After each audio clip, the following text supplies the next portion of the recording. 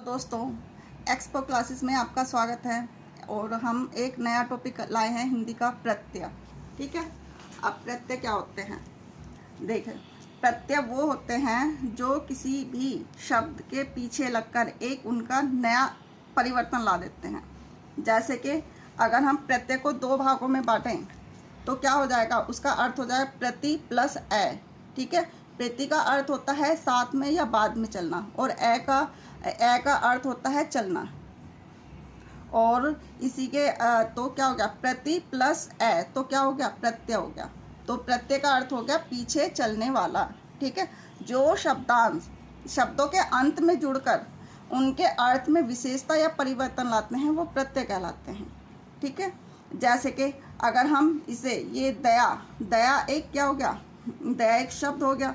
और अगर हम इसमें एक प्रत्यय लगा दें, यानी कि आलू एक प्रत्यय है और दया एक शब्द है, इस आलू को दया में जोड़ दें तो क्या हो जाएगा, दयालु हो जाएगा। और इसके अर्थ में एक नई विशेषता आ जाएगी। ठीक है। और जैसे कि आलू क्या है, एक शब्दांश प्रत्यय है। ठीक है। प्रत्ययों का अपना कोई भी अर्थ नहीं होता और न ही इसका प्रयोग स्वतंत्र रूप से किया जाता है। जैसे कि ई का क्या अर्थ हो गया, ई का कोई भी अर्थ नहीं है। और अगर हम इसमें सिला जोड़ दें तो सिलाई हो जाएगा। ठीक है। और प्रत्यय कितने, दो भाग होते हैं, कृत प्रत्यय और तदित प्रत्यय। और कृत प्रत्यय वे प्रत्यय होते हैं जो क्रिया के मूल रूप यानी कि धातु में जोड़े जाते हैं, वो कृत प्रत्यय कहलाते हैं। जैसे कि क्या हो गया, घुमक्कड़, घूम क्या हो गया, एक धातु हो गई, और अक्कड़ क्या हो गया, ये प्रत्यय हो गया, घुमक्कड़। ठीक है। और जैसे भीड़ एक धातु होगी, अंत क्या हो गया, प्रत्यय हो गया, भिड़ंत, रटंत। आ एक प्रत्यय है, घेर में जोड़ दिया तो क्या हो गया, घेरा हो गया। ठेला, आई, छवाई, धुलाई। ठीक है। जैसे कि आओ में टिकाऊ, आँख में क्या हो गया, तैराक, और आका में उड़ाका, आन में चढ़ान व ढलान होता है। और इसमें आवट को अगर बना में जोड़ दें तो बनावट हो जाता है, और ईयल को अड़ियल में जोड़ दें, अड़ियल बन जाता है। ठीक है। ई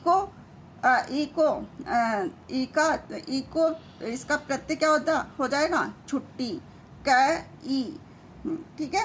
कै का हो जाएगा चटक, व की का हो जाएगा मटकी। ना का प्रत्यय हो जाएगा खाना, और नी प्रत्यय का हो जाएगा कटनी। तय का हो जाएगा बचत, और ती का हो जाएगा चढ़ती। एल का हो जाएगा बिगड़ेल। ठीक है। और अब ये देखो तदित प्रत्यय। अभी हमने क्या पढ़ा था, कृत प्रत्यय पढ़ा था, तो अब आ गया तदित प्रत्यय। तदित प्रत्यय क्या होते हैं, जो क्रिया के मूल रूप यानी कि धातु को छोड़कर, जो अभी हमने पीछे बताए थे, जो धातु होती हैं उसमें अगर हम क्या प्रत्यय जोड़ देते हैं तो कृत प्रत्यय हो जाता है। अब इसमें क्या है, यानी कि मूल रूप धातु को छोड़कर जितने भी शब्द होते हैं, जैसे कि संज्ञा, सर्वनाम, विशेषण व अव्यय होते हैं, अगर उनमें प्रत्यय जोड़ा जाता है तो क्या हो जाता है, तदित प्रत्यय हो जाता है। जैसे कि आ क्या हो गया, आ प्रत्यय को अगर भूख में जोड़ दें, भूख में जोड़ दें तो क्या हो जाएगा, भूखा। प्यास में जोड़ दें, प्यासा। ठीक है। जैसे कि आयद को चिराइद, विषाइद, ये हो जाएगा। आई का अच्छाई, खटाई। आओ का गहराऊ, पंडिताऊ। ठीक है। आग का चटक, तड़ाक। आटा का खर्राटा, फराटा। आन का उचान, देवरानी, आनी में देवरानी। ईन का हो जाएगा जोगीन या तेलीन। इम का स्वमीन, स्वर्णिम। ठीक है। ईयल का डड़ियल या घड़ियल, ये सब इसमें आ जाएगा। ई प्रत्यय में अंगूठी, कंठी। ईला प्रत्यय खर्चीला, गुबरीला। उवा प्रत्यय अगुआ, फगुआ। ऊ प्रत्यय लगने से गरजू, ठीक है, ढालू। अब ये सारे के सारे तदित प्रत्यय हैं। इसमें बहुत सारे और प्रत्यय हैं जो कि वो किसी भी बुक में आप देख सकते हैं, ठीक है।